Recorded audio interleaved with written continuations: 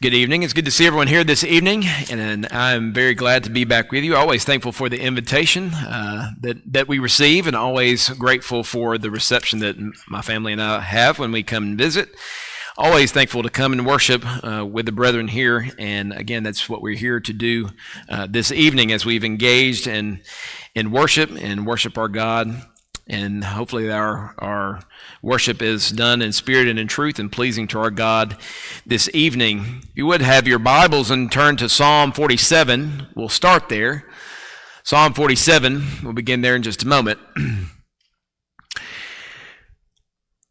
potentially doing something very risky as I talk about something that can be taboo, and that is politics. So you may look at me right now and be like, oh no, what's he going to say? I'm sure it's been in your face here the last few months, maybe the past couple of years. But something very important is going to happen in the next couple of days, and that is Election Day. Election Day is coming, this coming Tuesday in 2 days. So I don't know about you, but I'm not really big about politics. A lot of people are. A lot of people are very invested about what's going on in the political world. But it's totally in your face. When you turn on the TV and when you watch college football yesterday, it was quite a bit in your face, right? All the political ads that showed across the television.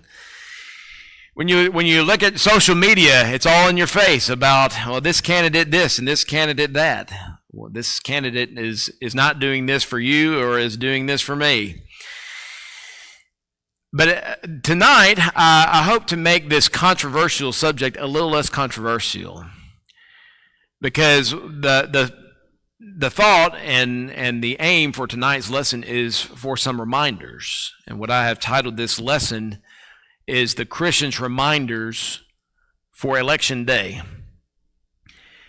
Now, I don't know about you, and we could have a mixed crew, and regardless of where you sit on either side of the political aisle, whether you're a Republican or whether you're a Democrat, and regardless of who you are going to vote to elect in our presidential election this coming Tuesday, there are some very important biblical reminders for us as Christians on how we should deal with some of the emotions that come up with that.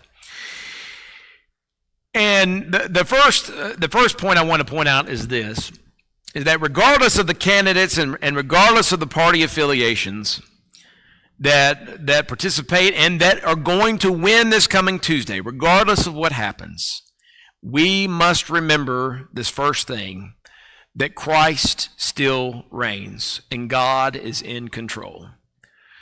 That is one thing that is going to comfort us regardless of what happens. And I don't know why we get so bent out of shape. Maybe because, and I don't know why we forget this. A lot of times we want to have a lot of emotion and emotionally charged conversations about politics, but maybe it's because God doesn't show up on a TV and read from a teleprompter. Maybe he's not right in front of us on a video. Maybe it's because we don't see him on social media every day, but we do have him every day. We do have access to him each and every day. He's right in front of us every day if we just go and look for him. And so this is a big reminder that we have to remember. If you've turned to Psalm 47 verses 7 and 8, here this is a psalm of the sons of Korah. And it says, "For God is the King of all the earth, sing praises with understanding. God reigns over the nations. God sits on his holy throne."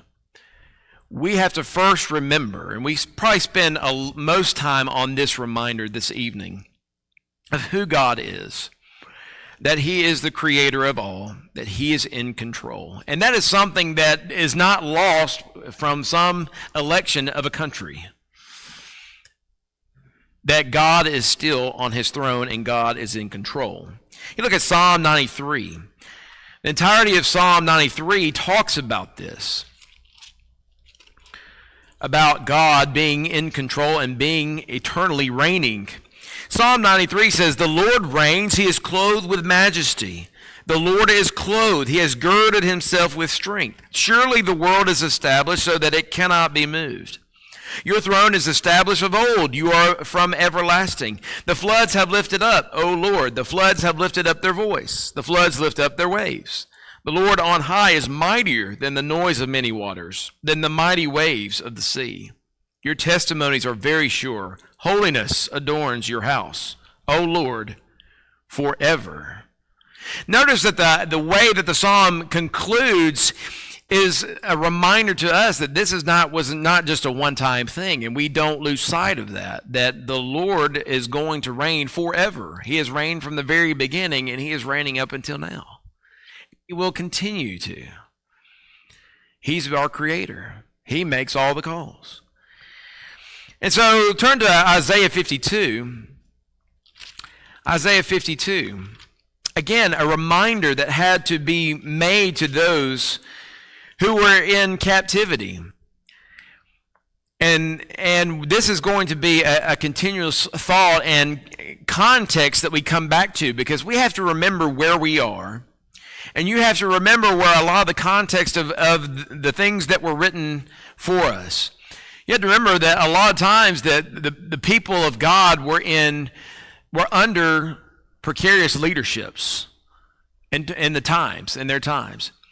Sometimes they were under godless nations, and they still had to remember that God still reigned. In Isaiah 52, beginning in verse 7, how beautiful upon the mountains are the feet of him who brings good news, who proclaims peace, who brings glad tidings of good things, who proclaims salvation, who says to Zion, your God reigns.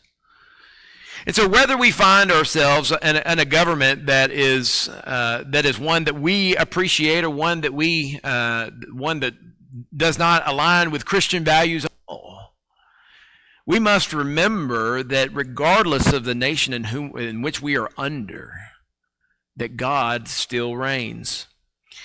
But you look at Matthew chapter 28 and verse 18. We spend a lot of time here in Trustful talking about. We just got done with a study of Mind Your King at Trustful. And it was a constant reminder of the authority and the reign of Christ. And that's why this is very fresh in this instance as well, because we have to remember that even Christ himself still reigns. You remember what he told his disciples in Matthew chapter 28 and verse 18, where he said, and Jesus came and spoke to them, saying, all authority has been given to me in heaven and on earth.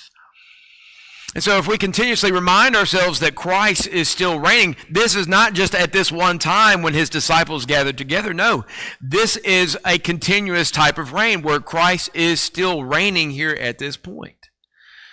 How do we know this? You turn to 1 Corinthians chapter 15. In 1 Corinthians chapter 15, this is something that Paul reminded the church of Corinth, that Christ was still reigning and must continue to reign. In 1 Corinthians chapter 15, beginning in verse 25, for he, speaking of Christ, must reign till he has put all enemies under his feet. The last enemy that will be destroyed is death. Well, death is still occurring today. He has not returned for his second coming to take the saints home and for the resurrection of the dead to happen. Therefore, he is still reigning today before he returns all things back to his Father. Christ still reigns today. He still has all authority on heaven and on earth. In 1 Peter chapter 3 and in verse 22, 1 Peter chapter 3 and in verse 22, here we typically like to refer to 1 Peter chapter 3 and verse 21 when we talk about baptism. But at the end of that, Peter speaking about baptism is the answer of a good conscience toward God through the resurrection of Jesus Christ. And then speaking about Christ there in verse 22, who has gone into heaven and is at the right hand of God, angels and authorities and powers having been made subject to him. And so I hope that's a very powerful first reminder that God is still in control. He is still reigning on a throne. And Christ is still also reigning today. All power and all authorities being subject to him. That should be comforting to us. When we lose all sight of that, that's something we should always come back to realize that God, regardless of what happens, and regardless of who's in power in our nation's power structure, that God is still in control. The second thing is that God works in the kingdoms of men. If you turn to Daniel chapter 4, in Daniel chapter 4, again, we refer back to a lot of the context of the people of God, and here are the people of Israel and where they were. In this context, in Daniel chapter 4, under Babylonian captivity. And you have to think about how challenging it would have been under a godless society whose leaders thought that they were God themselves, and that they deserved all power and all recognition. And how challenging this would have been. And if you put yourself in their shoes, and you kind of take yourself out of where you are right now in the United States of America, and you look at them, how challenging it would have been. How you would have been looked down upon, you would have been oppressed, you would have potentially been killed for your beliefs. And that there's one thing I'm very grateful for this country, is that we have the freedoms of which we have, and I'm thankful for those that defended them, because we have times such as this where we have gatherings that are very peaceful, that we can come and worship our God very peacefully. But here in Daniel chapter 4, we have a very interesting story, a very interesting vision that King Nebuchadnezzar has. He had quite a few visions that had to be told by Daniel, but this one was very interesting. In Daniel chapter 4 and verse 17, right at the end of this vision, he says, "This decision is by the decree of the watchers and a sentence by the word of the holy ones, in order that the living may know that the Most High rules in the kingdom of men, gives it to whomever he wills, and sets it over the lowest of men." And I bring this out to say, I don't believe that God has already determined what the election result is going to be. I don't believe that at all. Thankfully, in our country, we have the ability to vote. We have the ability to vote who our president will be. But I do believe this, that regardless of what happens Tuesday, God will use our nation for his goodwill. I do believe that. Whether we have a leader who's going to take us further away from him, we see what God did to the kingdoms of men in the Old Testament. We saw a vision of a statue of where the kingdom that would never pass. And he used kingdoms throughout history, godless nations against themselves, to bring about his goodwill. Think about how he used the Babylonian Empire. You think about how he used the Medo-Persian Empire. You think about how he used the Greek Empire. You think about how he used the Roman Empire. All of those powerful empires of men that God's people had to live under, and yet he still used them to bring about his goodwill. I can't tell you what's going to happen to our country. I can't tell you whether it's going to get closer to God or whether it's going to get further away. But I know this, that we can look toward God and understand he still reigns, that God has a plan, and that we can continue to keep our eyes on him.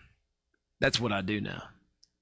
And so when we control the things that we can control, we can't control the direction of our country. We can with the vote, but I was talking to somebody this morning that our vote really means if you think about it, very small percentage of people. Your vote means a very small percentage. I'm not discouraging you to vote. It's not what I'm doing. But understand that we don't control a whole lot when it comes to the grand scheme of things. But God is in control, and God works in the kingdoms of men. The next reminder that I'd like to give to you is kind of addressing how we speak to other people and how we broadcast ourselves in the public realm. And just because our candidate or our party did not win or did win does not mean that we get to ignore the government or the person in power in place or disrespect the authorities on social media.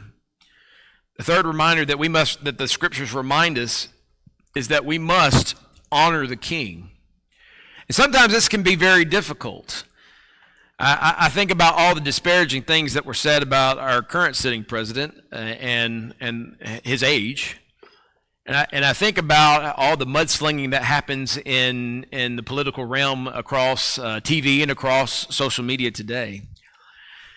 When you think about our Christians' role and how we should speak, there are some very clear instructions that the Scriptures give to us. Turn your Bibles to Romans chapter 13. And just see how many references and how consistent this is on our instruction on respecting authority.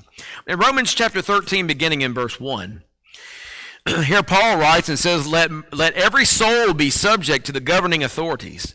For there is no authority except from God, and the authorities that exist are appointed by God. Therefore, whoever resists the authority resists the ordinance of God.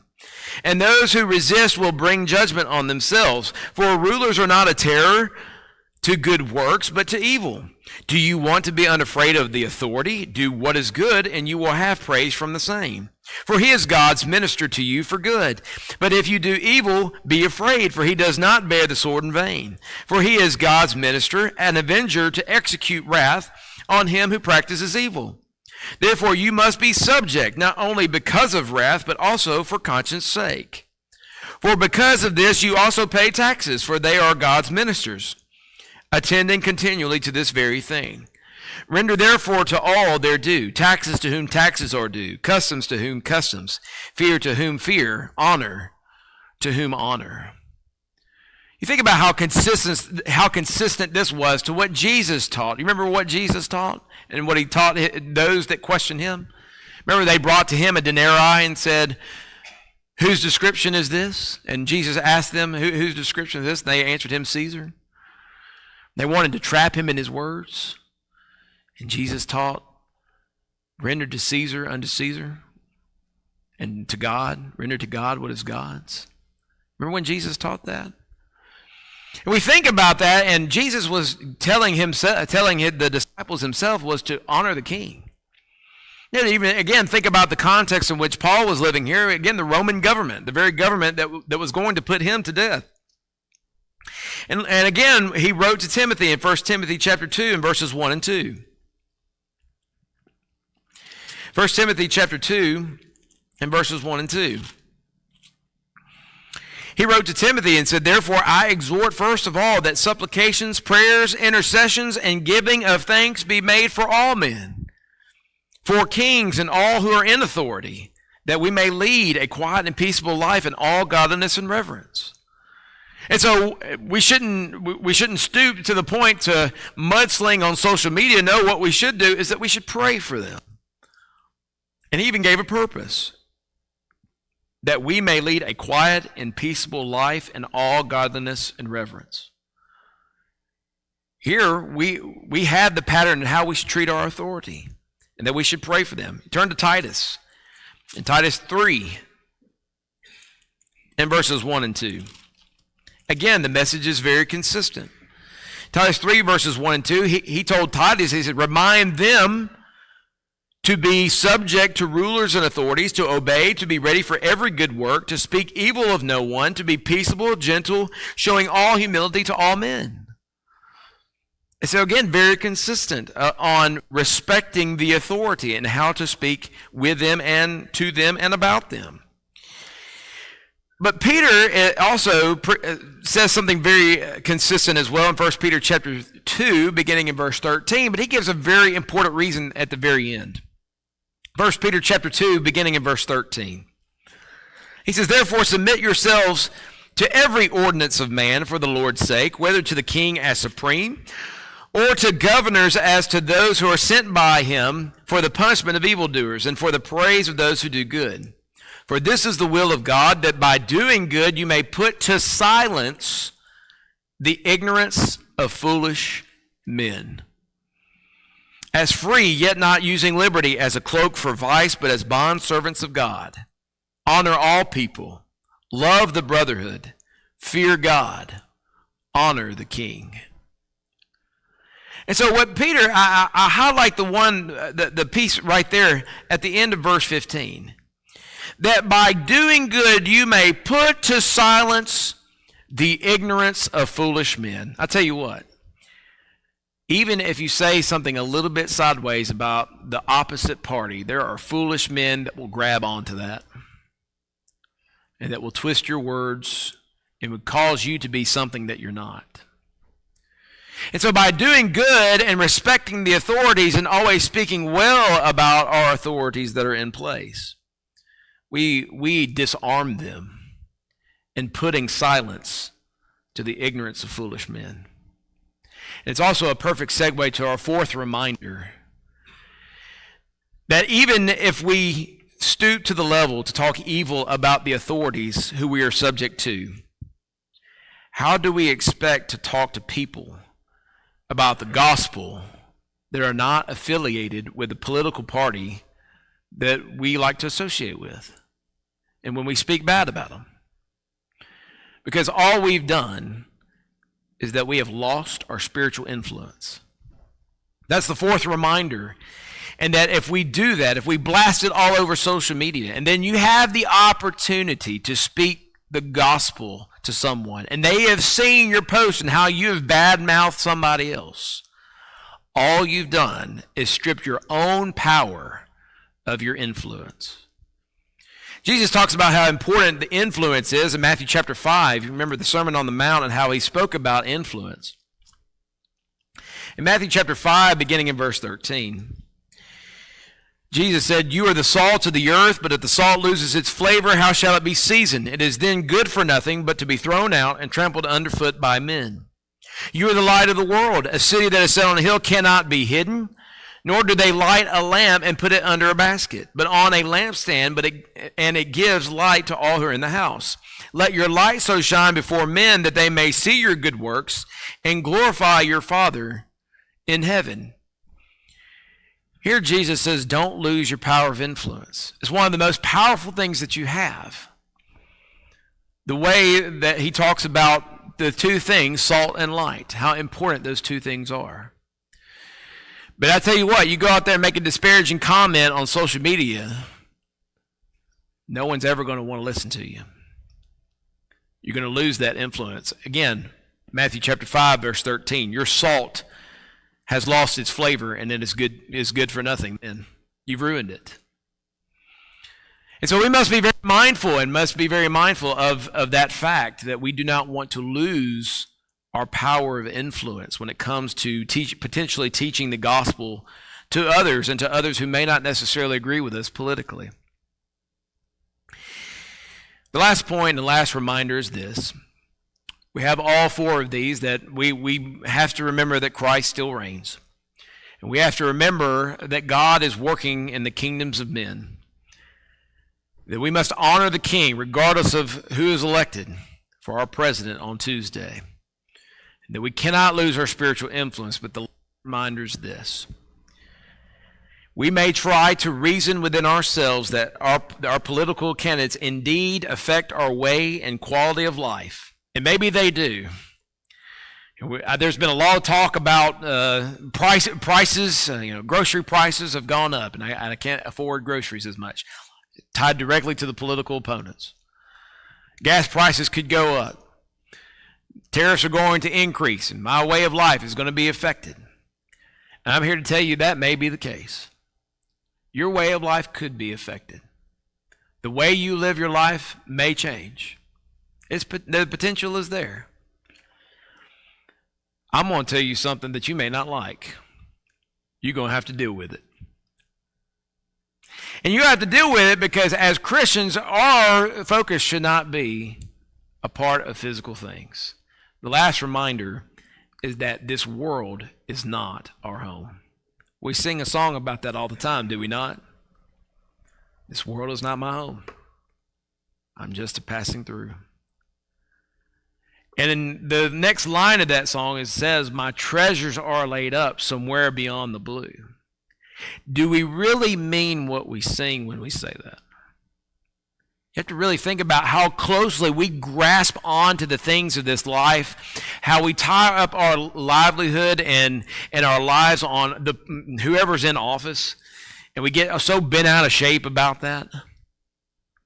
When we lose sight of the bigger picture, to forget that this world is not our home, we have to remember that this world is temporary, that we are pilgrims, we are sojourners, and we are citizens of a different country. In John chapter 18 and verse 36, we start with Jesus and something he said, something very interesting. In John chapter 18 verse 36, Jesus said this in John chapter 18 verse 36, "My kingdom is not of this world. If my kingdom were of this world, my servants would fight, so that I should not be delivered to the Jews. But now my kingdom is not from here." And so that very interesting thing that he said in Pilate's court is something that should resonate with us, because right here, if we engage in political warfare, we are fighting indeed with words and with ideologies. But why are we fighting with something that's going to be temporary? We should instead fight the good fight of faith with armor. We should fight against the devil. I think that's a much better way to put forth our energy, and that's the battle we ought to be fighting, not a battle of political shaming. And we have to really think about that we have to think about the battles that we do fight. You look at 1 John chapter 2 and verses 15 through 17. Again, we point to 1 John 2 verses 15 through 17 to talk about the root of every single temptation that we reach, that is brought in our face. In 1 John chapter 2 and verse 15, we have to see the origin of this, and that is the world. Because John writes and says, "Do not love the world or the things in the world. If anyone loves the world, the love of the Father is not in him. For all that is in the world, the lust of the flesh, the lust of the eyes, and the pride of life, is not of the Father, but is of the world. And the world is passing away, and the lust of it. But he who does the will of God abides forever." So again, the reminder is that all of this that we see right in front of us, in front of our eyes, is all temporary and is passing away. You look at 1 Peter chapter 2. In 1 Peter chapter 2, in verses 11 and 12. Here Peter gives a plea. And again, he says beg.